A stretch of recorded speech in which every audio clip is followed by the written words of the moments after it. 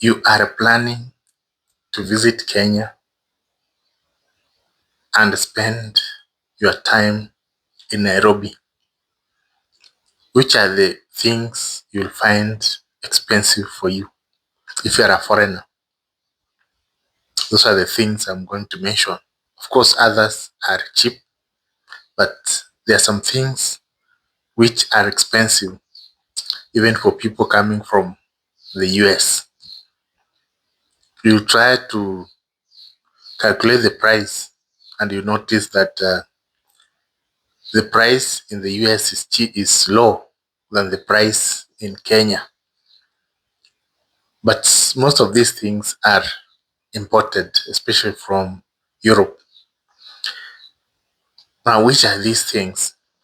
The first thing you'll notice is if you're using Kenya Airways and you compare Kenya Airways with other airlines, Ethiopian Airline, Qatar Airline, KLM, and others, you'll eventually realize that Kenya Airways is more expensive than those other airlines. And I think you've noticed online people usually complain about the price. So that is one thing you'll notice. A second thing, if you're planning to visit Kenya, don't plan to arrive and buy a car. Cars are expensive. In the US, or let's say most cars come from Japan. In Japan, a car will cost 600,000 shillings, or let's say $6,000. But when it arrives in Kenya, it will cost $12,000. And the addition $6,000 is through tax. So the tax and levies are high. They're double the price of that car. So if you are planning to buy a car in Kenya, know that it is expensive to foreigners. A Range Rover you can buy for, let's say, $50,000. When it arrives in Kenya, you'll buy at $120,000. Very expensive. Another thing which is expensive is the smartphones, especially iPhone and Samsung. If you buy it directly from the US, the better. Because an iPhone you'll buy at $1,300 in the US, you'll buy the same at $3,000 in Kenya. So when you are planning your journey, make sure you buy your own iPhone there, come with it. Because if you have one iPhone at the airport, you just pass with it. Unless if there are many, then you might be forced to pay tax. So that is one thing which is very expensive. Another thing is electronics, obvious. Electronics, majority of them you'll find in Kenya are not even, there are others which are not even original. They're second-hand. They're expensive. Laptops, they're expensive in Kenya. And many other electronics, very expensive.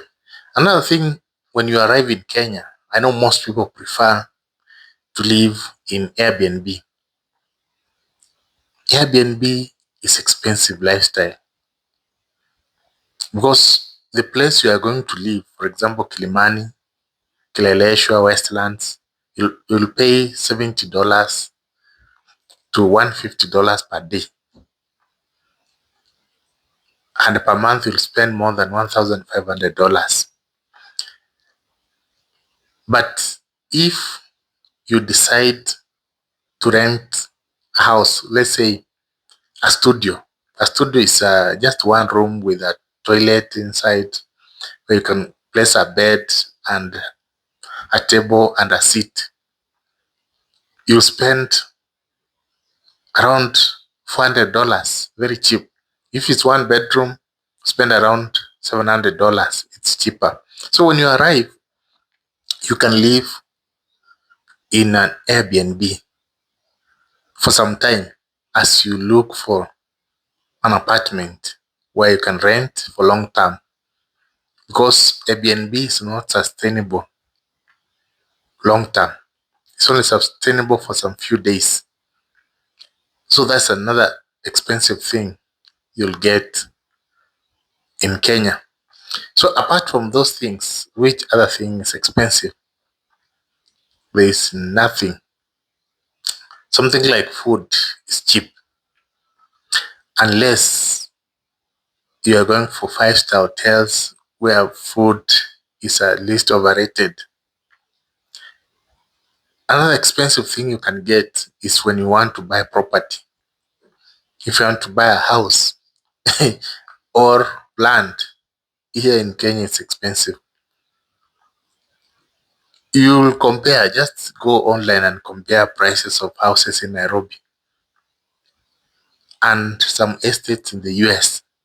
Some of the houses in Nairobi are more expensive. So houses are expensive even to foreigners. And there's a lot of scamming in the housing industry, in the real estate industry. So that's why I find foreigners avoid buying houses. They better lease than to buy. Another thing is to get justice. Getting justice in Kenya is expensive. So let's say something has been stolen, your phone, and you went to report to the police. For them to trace it, it's not free. I know most people come from places where it's free. You report to the police, they start investigating, and you get your phone. Now you go to the police, they tell you don't have fuel. You give us, if your phone is worth maybe $400, you give the police it's $100. Then after 2 weeks, you're not recovered. So the only thing you can do is just to report and get the OB, so that even if your phone is used to commit a crime, then you not be blamed because you have already reported. But in most cases, don't you should not have hopes. Don't have hopes. Now, the last thing which is expensive is healthcare. It's expensive. If you don't have insurance, if you don't have insurance, hey, you'll suffer, because healthcare, if you want to deliver in a Kenyan hospital, you spend a lot of money. In case you get sick, you have to go to these private hospitals, because public hospitals are not run properly. So if you have an emergency, you go to private hospital, and if you stay there for 1 week, you have to pay more than $10,000. It's not cheap. Healthcare is expensive. So once you come and you settle, the first thing you do is to get insurance cover. And once you have it, then in case of anything, insurance can cover those costs. So those are some of the most expensive things. But if it's internet is cheap, food is cheap, transport is the cheapest. Because in Nairobi, the average transport cost is 100 shilling, 100 Kenyan shillings, 100, or let's say $1. $1. But if you are going to use Uber or Bolt per day, you will not spend more than $20 per day. You are just moving around the city. You will spend around $7 to around $10. So it is not expensive. It's very cheap. And these other services like shaving your hair, going to the salon, those are cheap, very cheap. Internet is cheap. So almost everything is cheap apart from what I've mentioned.